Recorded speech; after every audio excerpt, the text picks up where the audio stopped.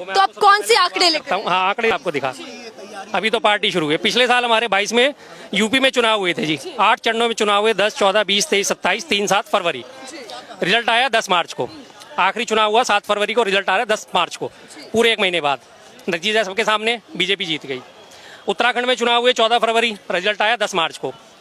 24 दिन का पूरा टाइम मिला, बीजेपी जीत गई। पंजाब में तो खैर इनका कोई नाम लेवा ही नहीं था, अगर वहाँ कुछ करते तो पकड़े जाते। गोवा में 14 फरवरी को हुए, रिजल्ट आया 10 मार्च को। मणिपुर में 27 फरवरी और 3 मार्च को हुआ चुनाव, रिजल्ट आया 10 मार्च को। पूरा गैप मिला इन्हें बदलने के लिए। उसके बाद आते हैं जी कर्नाटका। 10 मई को इलेक्शन हुआ कर्नाटका में, 13 मई को रिजल्ट आ गया। बीजेपी का नामो निशान वहाँ पे नहीं था। 3 दिन के अंदर सिर्फ। आज सारी समिट हो रही है, अगले दिन वो उनकी काउंटिंग हो रही है और अगले दिन से काउंटिंग शुरू हो गई। ना टाइम मिला, ना हेरा फेरी कर सकते थे, ना चेंज कर सकते थे। उसके बाद आपके आते हैं जी छत्तीसगढ़ में। 7 और 17 को चुनाव हुआ, रिजल्ट आ रहा है 3 दिसंबर को। पहले चरण के चुनाव हुए थे इसमें 20 सीटों पे। 20 सीटों में पंडरिया विधानसभा बीजेपी जीती 26,398 वोटों से। कवर्धा से जीती 39,592 से। खैरागढ़ से जीती ये राजनंद से जीती 45,000 वोटों से। पहले चरण के 11 सीटें वो जीत गई और सबका जो रेशो है 25,000 से ऊपर जा रहा है। कांग्रेस का रेशो क्या जा रहा है 1981, 2706 और ये 6434। ये उसका कांग्रेस का रेशो है 30,000 सिर्फ एक जगह पे, ये रेशो है। उसके बाद मैं बात करता हूँ आगे आपसे राजस्थान की। 25 नवंबर को इलेक्शन हुआ, 3 को रिजल्ट आ रहा है। इसका मतलब फिर आपको इन्हें टाइम मिला पूरा। छत्तीसगढ़ में आपको बताई दिया 7 और 17, 3 दिसंबर। एमपी में 17 नवंबर को हुआ, रिजल्ट आ रहा है 3 को, 15-16 दिन बाद। तेलंगाना में 30 नवंबर को इलेक्शन हुआ, रिजल्ट आ गया 3 तारीख को, तेलंगाना से साफ। मात्र 3 दिन में नहीं कर सकते इतनी, सैकड़ों मशीनें हैं।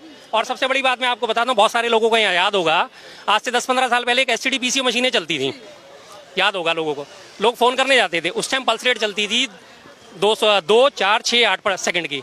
जो 200 किलोमीटर तक की रेंज होती थी उसमें 2 सेकंड, उसके बाद 4 सेकंड, 6 सेकंड और 8 सेकंड।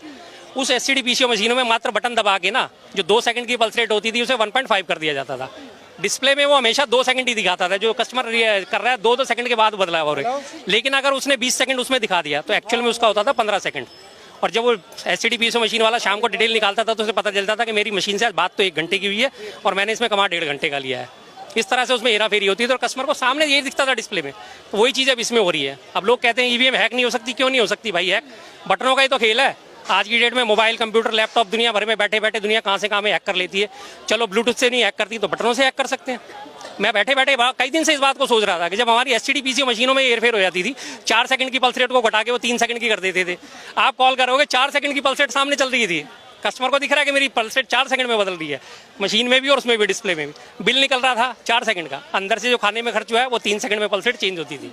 और सारा रेशो में आप सवाल खड़े कर। बिल्कुल बिल्कुल। अब मैं तो सीधा सबसे सारी पार्टियों से एक ही सवाल करूंगा, सारी चीजें छोड़ दो, सारे मुद्दे छोड़ दो, महंगाई, बेरोजगारी, भ्रष्टाचार, धर्म अधर्म सब छोड़ दो। सबसे पहले EVM पे कंसंट्रेट करो, EVM हटाओ, बैलेट पेपर को वापस लेके आओ। आप EVM का रोना रोएंगे, उधर बीजेपी ये तमाम। तो आपके सामने डिटेल दे रहा हूँ मैडम। आप आंकड़े रख रहे हैं, लेकिन बीजेपी तो यही बोलती है, भैया जब आप हार जाते हैं तो आप EVM पे सवाल खड़े कर। बीजेपी ही क्यों इसके खिलाफ है? बाकी सारी पार्टियां अगर इसमें मुद्दा उठाती हैं और अगर बीजेपी इतनी देशभक्त पार्टी है तो बाकी सारी पार्टियों की क्यों नहीं रेस्पेक्ट करती? वो हटा दे EVM, क्या परेशानी है बीजेपी को? बीजेपी जीत रही है ना लगातार। मैंने आपके सारे सामने आंकड़े दी, 10 दिन, 15 दिन, 20 दिन, 25 दिन, 24 दिन का टाइम मिल रहा है, इतनी देर में सारा खेला हो जाता है। मुझे कहा तो ये भी जाता है कि जब जब परसेंटेज, वोटिंग परसेंटेज ज्यादा रहता है, वोट ज्यादा संख्या में होते हैं, तब बीजेपी को फायदा होता है। वोटिंग परसेंटेज का एक और चीज मैं आपको दिखाता हूँ। छत्तीसगढ़ की वोटिंग परसेंटेज सब है मेरे पास, सब कुछ आपने रखा हुआ है। जी। बेकार में बात करने का फायदा नहीं, बेकार में बात करने का कोई फायदा नहीं। लोग भी कहेंगे आगे आप बोल गया फालतू, पता नहीं क्या क्या भोग गया, क्या क्या भूल गया। 20 नवंबर को इलेक्शन कमीशन ने, छत्तीसगढ़ का बता रहा हूं मैं आपको, डाटा जारी करा कि 66.63% वोटिंग हुई है। उसके इमीडिएट नेक्स्ट डे आपका 21 तारीख को डाटा जारी होता है कि 76.35% वोटिंग हुई है। उसके 6 दिन बाद फिर दोबारा डाटा जारी होता है 27 तारीख को, 76.60% वोटिंग होती है। आपके 3 बार में 3 आंकड़े कैसे बदल गए? जबकि डिटेल तो आपकी सारी पहुंच गई।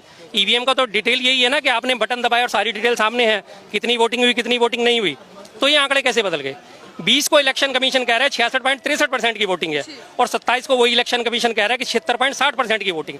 10% की वोटिंग कैसे जंप मार गई 6 दिन में? इसका वो जवाब ही नहीं दे रहे। इलेक्शन कमीशन जवाब ही नहीं दे रहा इस चीज का। इसका जवाब तो दे। मैं जनता से भी कहता हूँ, सवाल उठाओ, उंगली करो। उंगली सिर्फ वोट डालने के लिए नहीं है, निशान लगाने के लिए नहीं है, इन सब कामों के लिए भी है। 10% वोटिंग बढ़ती और वहाँ पे मुश्किल से मुश्किल एग्जिट पोल क्या दिखा रहे थे? 20, 25, 30 सीटें बीजेपी को, वो जंप मार के सीधी 55 पहुंच गई। कैसे पहुंच गई? ये 10% डाटा बढ़ा ना, तभी तो पहुंची है। और अभी मैं और डिटेल निकाल रहा हूँ, मेरा 3 दिन से कंप्यूटर खराब हो गया जरा, अभी मैं नेक्स्ट वीक में फिर आऊंगा। रिसर्च जारी है और आंकड़े कहीं ना कहीं लेकर आएंगे शर्मा जी। लेकिन शर्मा जी, जीत हासिल हो जाती है, बहुमत के साथ बीजेपी आती है, तो बीजेपी के तमाम नेता कह रहे हैं कि हमारे पास नियत है, नेता है, और कह रहे हैं कि नेतृत्व भी है, यानी कि नीति भी है। कांग्रेस के पास नियत ये रही सारी ईवीएम की, नेता उनके वही हैं जो हमेशा बात ऐसी करेंगे घुमा फिरा के, धार्मिक अंधविश्वास की बात करते हैं, धर्मांधता की बात करते हैं, नेता उनके वो हैं। नियत उनकी किसी के दिन से कहीं से कोई साफ नहीं है। नियत साफ होती तो जितने उनके भ्रष्टाचारी हैं उनके ऊपर कार्रवाई करते। ब्रजभूषण शरण बैठा हुआ है, उसकी संसद सदस्य तो अभी तक बरकरार है। दिल्ली पुलिस अप्रूवल कर चुकी है कि हाँ ये केस चलाने योग्य है। पहलवानों के शोषण का मुद्दा, महुआ मोत्रा ने एक ही बात उठाई थी कि अडानी से आपके क्या संबंध है। उनको कह दिया कि जी 2 करोड़ कैश लिया है और गाड़ी ली है। ना 2 करोड़ कैश बरामद हुआ है, ना गाड़ी बरामद हुई है।